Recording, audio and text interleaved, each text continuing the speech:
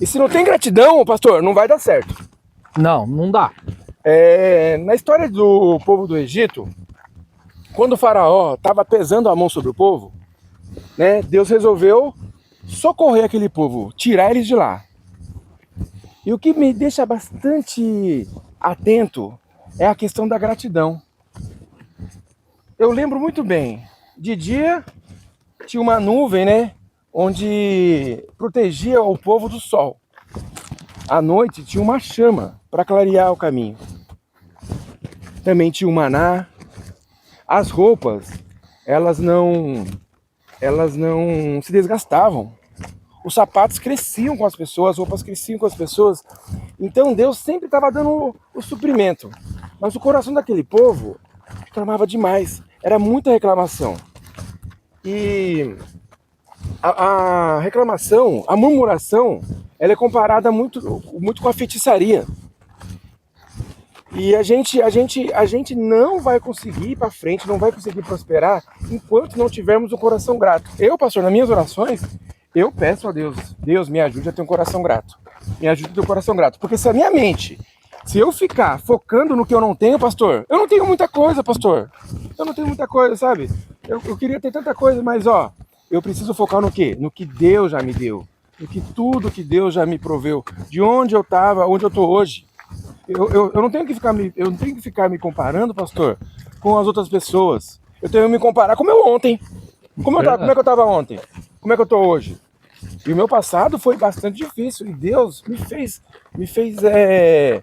verdadeiros milagres na minha vida. É um grande defeito que nós temos, Thiago. A gente só consegue olhar para frente.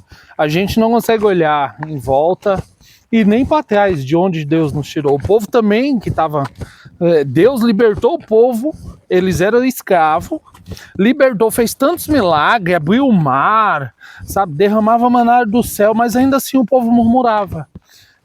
Sempre querendo algo mais, sempre, e nós vivemos em um tempo bem parecido com esse.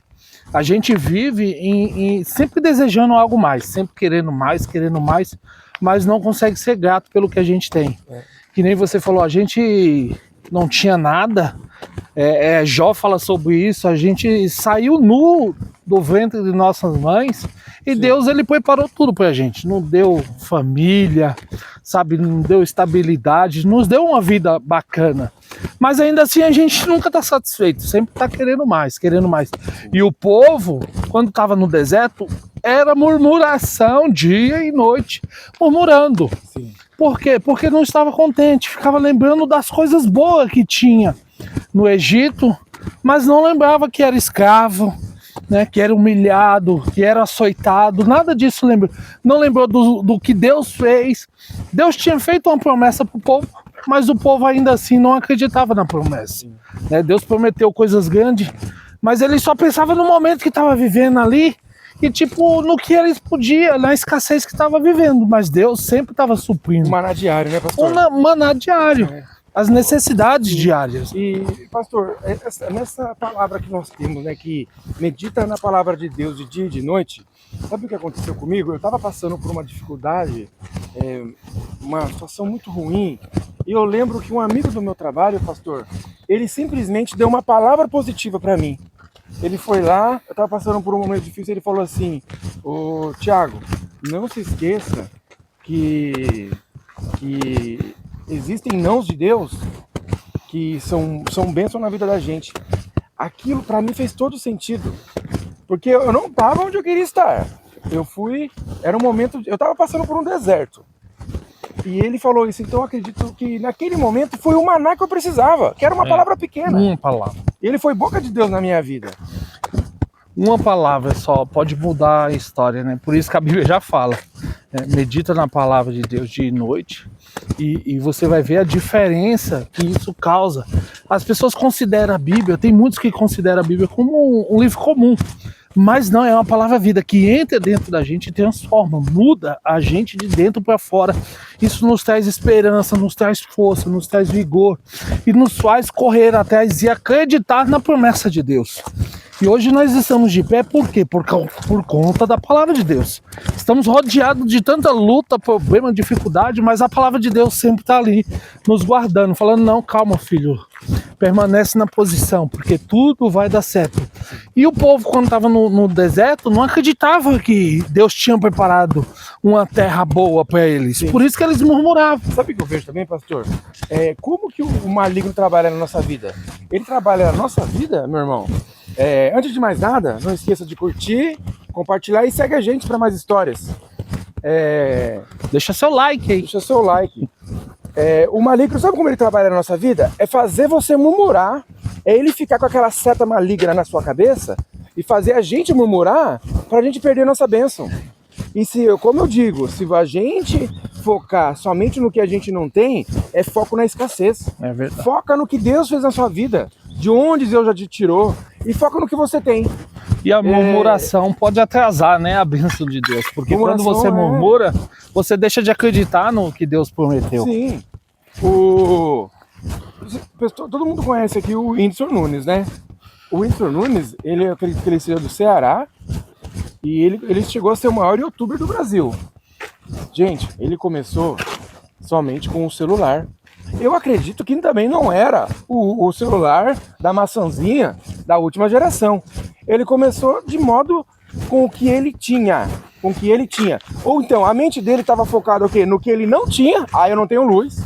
Eu não tenho tripé. Eu não tenho microfone. Não, ele falou, o que eu tenho? Se eu tenho um celular, eu vou começar. Então foque no que você tem. Foque na sua capacidade. Porque quando você faz a sua parte, o céu também vai se mover para te ajudar. E o maligno está ali, querendo fazer o quê? Você focar na escassez. Foca na escassez. E a Bíblia já diz, né? Esforça que eu te ajudo. Deus já fala, esforça que eu te ajudo. Sim. Comece com o que tem, da maneira que você pode. Tudo começa do nada, né? Do zero. Ninguém começa já lá em cima. Tudo, o começo é o zero. Depois você vai acrescentando as demais na sua vida. A gente cria essas expectativa na cabeça da gente, são as crenças de cada um, né? Que pensar, se eu tivesse, eu faria. Também não é assim não, ó. Tem um livro do Samiraj, ele é um juiz que hoje ele tá na internet também. Ele trabalha hoje por internet. Ele contou o seguinte, que ele falava muito sobre concurso público. Que as pessoas que eram muito ricas, muito prósperas, eles não tinham motivação, pastor. Não tinham motivação. Por quê? Porque já tinha casa, já tinha dinheiro, já tinha uma vida confortável. Então, então a gente pode entender que muitas vezes, gente, a falta vai te dar motivação. Isso vai te trazer força, você vai ser forte. Mas a pessoa que tem tudo, qual é a motivação dela? Qual a motivação dela se já tem tudo? Meu pai me dá, já tem uma situação financeira muito boa. Eu vou estudar para quê? Vou me dedicar para quê? Verdade, as pessoas que mais sofrem hoje, tem até pesquisa que diz sobre esses relatos, são as que não faltam nada, né? Tem tudo em suas mãos, a possibilidade. Sim. E por isso acabam entrando em até depressão, ansiedade. Sim. Porque não tem uma motivação, né? Uhum. E nós já temos. Temos motivação. É verdade. E a nossa motivação é Cristo. Sim. Temos que pedir o que a Deus em oração? Deus, dai-nos um coração grato, Senhor.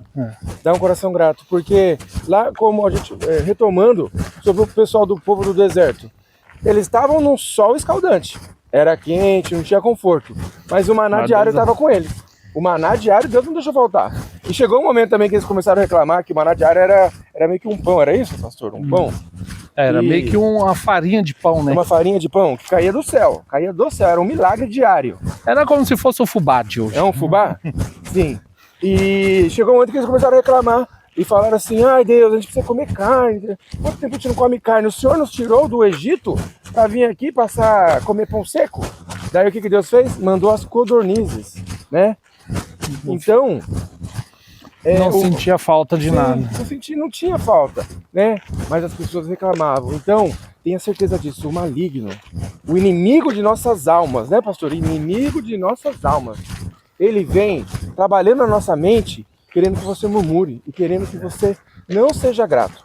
A Não pressão seja do dia, a pressão da vida, grato na vida. que você às vezes está passando, isso é simplesmente uma chamada de Deus para você se aproximar dele. Amém, amém, amém. Se você, Deus querendo te tocar de alguma forma, e as maneiras que Deus usa para te chamar para perto dele, te colocando no meio da dificuldade, da prova, para que você vá até ele e ele tenha a possibilidade de te mostrar o milagre. Eu até pergunto, né, ó, digamos assim, tá tudo bem com a família, todo mundo tá com saúde, tem um trabalho, tô ganhando dinheiro, tá tudo bem. Por que será que a gente procuraria Deus? Pior. Será que as dificuldades me gloriam nas dificuldades, porque as dificuldades nos aproximam de Deus? Ô Thiago, teve um evento muito interessante que eu passei, momentos na vida que a gente escuta a voz de Deus. Vindo do trabalho, eu estava trabalhando em São Paulo, aí parado no trânsito, ali na 23, eu comecei a ver as pessoas na rua, naquelas cabanas, eu falei, meu Deus. E eu fiquei pensando, eu falei, Deus, por que o Senhor não me prepara para alguém levar uma palavra para eles? E de repente parou um carro do lado, um carro muito bonito, com o cara engravatado e tal. E Deus fez a seguinte pergunta para mim: quem precisa mais de Deus? O que tá morando na rua ou o que tá no carro aí? E eu fiquei sem entender. Deus falou, olha, se você for levar a palavra para aquele que não tem nada, qualquer coisa que você oferecer, ele vai aceitar. Mas vai oferecer a palavra para esse aí que não precisa de nada. Então, aí eu falei, meu Deus, então para pregar para uma pessoa que passa por dificuldade é muito fácil. Ele não tem nada, qualquer coisa que você oferecer, ele vai aceitar. Agora, levar a palavra de Deus para aquele que se acha autossuficiente. Famoso. Alguém famoso. Como é mais difícil, porque ele não precisa de Deus para nada. E como a gente também fica também imaginando que ele não tem problema. E a gente sabe que esse pessoal famoso aí, eles estão cheios de problemas emocionais. Muitos. Teve aí uma influência, que eu não vou citar o nome aqui, né, por várias questões, mas você sabe que ela foi presa esses dias. Lá na audiência de custódia, ela falou assim, os meus remédios, que eu tomo remédios para questões emocionais, já estão comigo, falou pro juiz lá na audiência de custódia. Então, ó, ela tá o quê? Famosa e a gente acredita que tá rica. Mas o quê? Toma remédio por questões emocionais. Então a gente fica com esses olhos bem restritos, que é a nossa visão humana, e fica imaginando coisas. Mas a pessoa que aí a gente julga que ela tem dinheiro, ela tá bem. Talvez não esteja, a gente não sabe o que ela tá passando. Você nunca sabe o que outra pessoa tá passando. Verdade. Às vezes a sua vida tá sendo muito melhor do que muita gente que tem recursos em volta. E você tá aí reclamando. Curte mais, aproveita mais sua vida, porque você é feliz e não sabe, né? Tem muita gente que tem muito recurso, dinheiro, e não tem escassez de nada, mas aí vive à base de remédio, depressivo. Então não tem felicidade. Você tem Cristo, aleluia. Você tem Cristo na tua vida, né? E quem tem Cristo vive feliz. Embora, que nem Paulo diz, né? Posso tudo naquele que me fortalece. Não é questão de poder ter, não, é questão de posso passar por todas as dificuldades da vida, as lutas, porque Deus me fortalece. E ele fala, eu sei passar por fartura, sei passar, posso tudo naquilo que me fortalece, né? Posso suportar todas as coisas. Paulo não estava falando. A força vem do Senhor. Paulo não estava falando de ter, de poder, não. Posso suportar todas as coisas naquele que me fortalece. Sei viver na bonança, mas também sei viver na escassez. Porque Cristo é o nosso sustento. Glória a Deus. Aleluia. Aleluia. E é muito bom o senhor falar sobre isso, né? E posso estar com Deus na falta, mas também quando está sobrando. Porque vocês já pararam para pensar também? Já parou para pensar que o dia que a gente for para a sepultura, as bênçãos de Deus já não vai fazer mais sentido. Vai fazer sentido o seu relacionamento com Deus. Porque se ele te deu carro, se ele te deu casa, uma situação confortável, ali já passou. Aquele momento ali, o que está em jogo é o quê? Cumprir o que Deus queria de mim, obedeci seus mandamentos, fui fiel no pouco, fui fiel no muito. Por isso que ele fala, né? Junta tesouro no céu, onde No o ladrão céu, não pode sim. roubar, nem ferrugem consome. Sim. Tem gente que se preocupa somente com aqui, acrescentar Vive bens. como se fosse a única vida. É isso? Desse jeito. E a vida não é só bens materiais, riqueza, não. Sim. Aleluia. Aproveita os momentos, aproveita a sua família, curte as pessoas que estão em sua volta. Desfruta de tudo quanto Deus está te dando. Uma coisa que eu fico bastante surpreso é a questão do Salomão, né? Salomão, ele era rei. Só que assim, entre reis, existem também riquezas diferentes, né? Então assim, ele era o rei dos reis, da região dele. Os reis iam se consultar com ele chegava a presentear os reis, ele era referência. Os reis precisavam de conselhos e iam se aconselhar com Salomão. Então imagine só uma vida assim, ó. Ele teve tudo que ele queria, né? Até foi para mais, que ele teve muitas mulheres, ele foi muito rico. Só o que aconteceu? Quando você vai terminar o livro de Salomão, no final ele fala assim, ó: de tudo que vi, de tudo que vivi, o mais importante, tema a Deus e siga seus mandamentos. Daí eu pensei, uma pessoa que pode ter acesso a todas as coisas, o mais importante, ele falou naquele momento ali, seu diploma já não faz tanta diferença. Eu sou PhD, pós-doutor, pós-doc. Eu tenho especialização fora do Brasil. Na hora que você estiver indo ali, no leito da sua morte, não vai fazer mais diferença. Não. Só o Espírito Santo ali que vai te completar, né? Só. Sempre assim, na verdade, né? Sempre assim, né? E assim, Santo, né?